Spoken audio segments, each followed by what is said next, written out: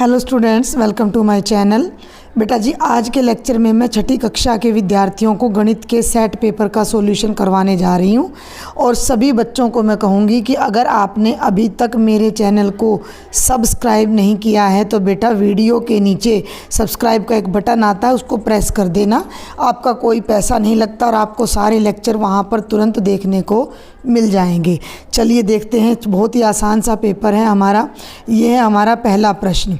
5 गाँव में पशुओं की संख्या निम्नलिखित है। ए में 80, बी में 120, सी में 90, डी में 40, ई में 60। ये पूछता है किस गांव में पशुओं की संख्या सबसे अधिक है। बहुत ही आसान, कौन सी है सबसे ज़्यादा संख्या? 120। कौन से गांव में? बी में। तो उत्तर हो गया ऑप्शन नंबर 2। आगे चलते हैं, यही इंग्लिश मीडियम में है कि which village has the most number of animals. तो सबसे ज़्यादा विलेज बी में है। सेकंड क्वेश्चन पर आ जाइए। एक 5 सेंटीमीटर भुजा वाली समपंचभुज का परिमाप ज्ञात करो। पंचभुज जिसकी 5 भुजा हों, समपंचभुज जिसकी 5 भुजा बराबर हों। ये भी 5, ये भी 5, ये भी 5, ये भी 5 और ये भी 5।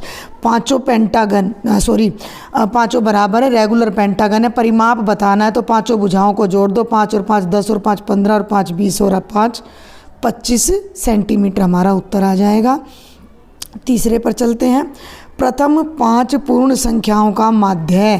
पहली 5 पूर्ण संख्याएं, the mean of first 5 whole numbers. सबसे पहले तो पाँचों पूर्ण संख्याएं लिख लो, 0 1 2 3 और 4। इनका निकालना है माध्य। तो माध्य क्या होता है? जितनी संख्याएं हैं उनको जोड़ दो और जितनी वो गिनती में है उससे भाग कर दो, यानी आंकड़ों का योग बटे आंकड़ों की संख्या। तो 0 जमा 1 1 और 2 3 3 और 3 6 और 4 10, जोड़ आया 10। 10 को भाग कर दो 5 से, 5 दूनी 10। हमारा उत्तर 2 आएगा, जो कि ऑप्शन नंबर 1 है। चौथा प्रश्न देखें। ये कहता है निम्नलिखित बार ग्राफ को देखो और संबंधित प्रश्न का उत्तर दो। Observe the bar graph and answer the question. ये हमें बता रखा है, देखो मैं थोड़ा सा आपको बड़ा करके दिखाती हूँ इसको। ये देखो कि ये छठी के बच्चे हैं 700, ये 7वीं के बच्चे हैं 600, 8वीं में 500, 400 बच्चे 9वीं में और 400 10वीं में है। ठीक है, अब ये प्रश्न क्या है? कितनी कक्षाओं में छात्रों की संख्या समान है? तो इन 2 कक्षाओं में छात्रों की संख्या समान है, तो हमारा उत्तर आ जाएगा 2, जो कि ऑप्शन नंबर 1 है। आगे चलते हैं। 9 सेंटीमीटर भुजा वाले वर्ग का क्षेत्रफल ज्ञात करो। ये वर्ग है, एक भुजा 9 है, दूसरी भी 9 है। वर्ग का क्षेत्रफल क्या होता है? भुजा गुणा भुजा, यानी 9 गुणा 9 यानी 81 वर्ग मीटर, जो कि ऑप्शन नंबर 4 है। The area of square of side 9 metre. ठीक है, छठे पे चलते हैं। आमतौर पर संख्याओं के रूप में सूचनाओं के संग्रह को खालिस्तान कहा जाता है। The collection of information generally in the form of numbers is called data. Hindi में आंकड़ा। 7वां, यदि आयत का क्षेत्रफल 2 वर्ग सेंटीमीटर से 4 वर्ग सेंटीमीटर बढ़ जाता है तो परिमाप बढ़ेगा या घटेगा? बढ़ेगा। If area of rectangle increases from 2 centimetre square to 4 centimetre square, तो पेरीमीटर भी उसका 100% बढ़ेगा। आगे चलते हैं। 8वां, सत्यासत्य बताना है। लंबाई का मापक लीटर है, गलत है। लंबाई का मापक मीटर होता है, metre. Measurement of length is litre, wrong है। आयत की लंबाई बराबर है आयत का क्षेत्रफल बटे चौड़ाई। Length of rectangle is equal to area by breadth, बिल्कुल सही है। ये देख लो, ट्रायंगल का जो एरिया होता है वो होता है लंबाई गुणा चौड़ाई। लंबाई को यहीं रखो, चौड़ाई को एरिया के नीचे ले आओ तो लंबाई आ जाएगी। यानी जब एरिया को चौड़ाई से भाग करते हैं तो क्षेत्रफल आता है। तो यह सत्य है, तो ये वाला सत्य है और ये वाला असत्य है। 10वें प्रश्न पर आ जाओ। 5 को दर्शाने के लिए मिलान चिन्ह लिखिए। 1 2 3 4 और ये 5। ऐसे हम इसको काट देते हैं, ये 5 होता है। 11वां प्रश्न फिर से बहुत ही आसान है। निम्नलिखित चित्रलेख देखते हुए गांव ए, बी और सी के ट्रैक्टर की संख्या बताओ। Looking at the following pictograph find the total number of tractors in village A B C. इसको थोड़ा मैं बड़ा करके दिखा रही हूँ। ये देखो, एक निशान का मतलब एक ही ट्रैक्टर है। ठीक है, अब ध्यान दो, फटाफट गिन लो कितने निशान हैं। 1 2 3 4 5 6, तो गांव ए में 6 ट्रैक्टर, 1 2 3 4 5, तो यहाँ 5 ट्रैक्टर, 1 2 3 4 5 6 7 8, 8 ट्रैक्टर, 3 ट्रैक्टर, 5 ट्रैक्टर, 6 5 8 3 5। थोड़ा छोटा करूँगी अब मैं इसे और प्रश्न को पढ़ती हूँ। नहीं, इसने क्या कहा है, गांव ए में, तो आप लिख देना गांव ए में 6 ट्रैक्टर हैं, बी में 5 ट्रैक्टर हैं और सी में 1 2 3 4 5 6 7 8 ट्रैक्टर हैं। ख़त्म क्वेश्चन। बहुत आसान था ये भी। आगे चलते हैं। प्रश्न संख्या 12, एक आयताकार कागज़ की लंबाई और चौड़ाई 22 सेंटीमीटर और 10 सेंटीमीटर है। कागज़ का क्षेत्रफल ज्ञात करो।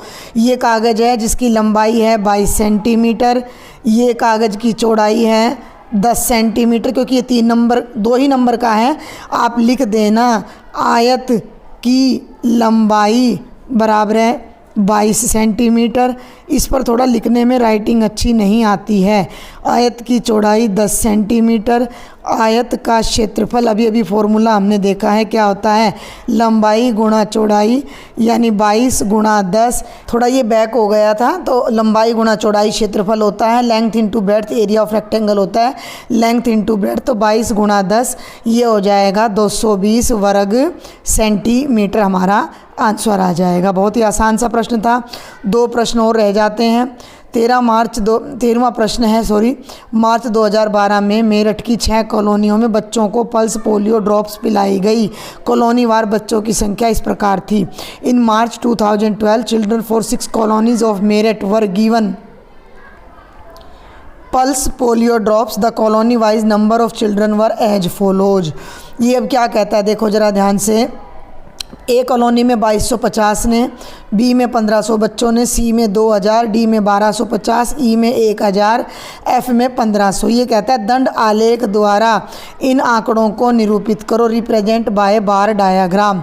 अब ये डायाग्राम मैं यहीं पर थोड़ा साइड में आपको बनाकर दिखा देती हूँ। वैसे आपके पेपर में नीचे जगह है, आपने एक लाइन ऐसे लेनी है और एक लाइन ऐसे लेनी है, और क्योंकि 1000 है 500 या 250 का अंतर आपने ले लेना है। ए बी सी डी ई और F, A B C D E और एफ, ये हमारा आ जाएगा।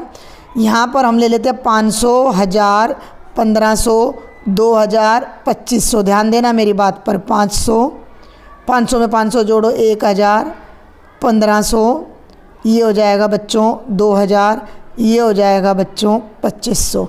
अब मैं कलर चेंज करती हूँ, मैं ले लेती हूँ ब्लैक कलर। एक सेकंड भाई, आ गया ब्लैक कलर, आ गया। आगे चलते हैं। अब कॉलोनी ए में 2250, ये हमारा 2000 है और ये हमारा 2500 है। इन दोनों के बिल्कुल बीच में ये हमारा 2250 आएगा। तो ए के लेफ़्ट से और ए के राइट से फुटे की सहायता से हम एक डंडा लेंगे और इस तरह से, ये मेरा टेढ़ा आ रहा है क्योंकि मैं फ़ोन पर बना रही हूँ, फुटे से नहीं बना रही, बिल्कुल सीधा बनाना है।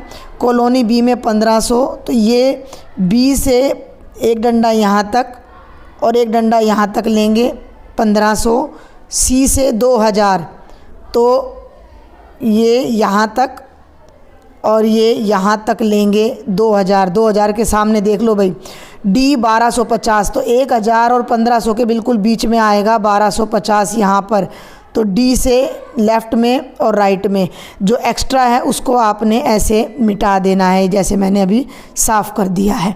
ठीक है भाई, चलिए।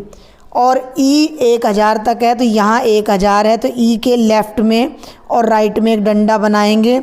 और एफ़ 1500 तक है, तो ये देखो 1500 के सामने ये फिर ये 1500 आ जाता है, तो एक डंडा। ये बिल्कुल बराबर चौड़ाई के बार या आलेख आपने बनाने हैं, बिल्कुल बराबर चौड़ाई के। और ये जब आप पेंसिल और फुटे से बनाओगे तो बिल्कुल साफ़ सुथरा आपका आलेख बन जाएगा। नीचे आप कॉलोनी लिखोगे, यहाँ पर कॉलोनी लिखोगे और यहाँ पर बच्चों की संख्या लिखोगे। और जल्दी से अब हम अपना लास्ट क्वेश्चन देख लेते हैं। Question number 14।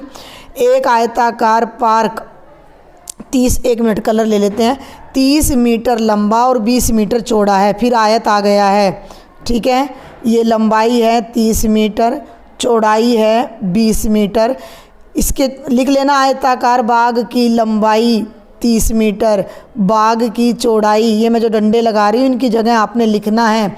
इसके चारों ओर स्टील के तार की बाड़ लगाई गई है। बाड़ समझ लो, मैं पर्पल कलर से लगा रही हूँ, तो मैं यहाँ से तार लगाना शुरू करूँगी और चारों तरफ लगाऊँगी, यानी मुझे आयत का क्या निकालना है, परिमाप।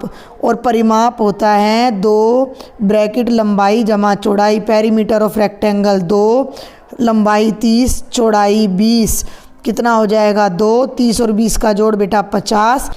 तो हम कर रहे थे, परिमाप आ जाएगा, ये हमारा 1 मिनट 30 मीटर है, 12वें पर आ गई मैं। ये देखिए, ये हमारा आयत है और आयत की लंबाई हमारी 30 मीटर है, आयत की चौड़ाई हमारी 20 मीटर है। तो जो आयत के चारों तरफ मैंने अभी अभी बाड़ लगाकर दिखाई वो परिमाप पर लगती हैं। तो 2 ब्रैकेट L जमा B, L 30, लंबाई चौड़ाई 20, 30 और 20 50 दूनी कितना हो गया 100 मीटर, मैंने आपको बता दिया।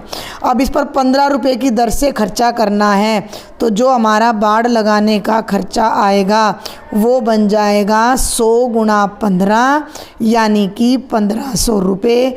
ये हमारा आंसर आ जाएगा। बहुत आसान सा पेपर था। कोई डाउट हो मुझे कमेंट बॉक्स में लिखें। अगर लेक्चर पसंद आए ज़्यादा से ज़्यादा स्टूडेंट्स को शेयर करना है और चैनल को सब्सक्राइब ज़रूर करना है।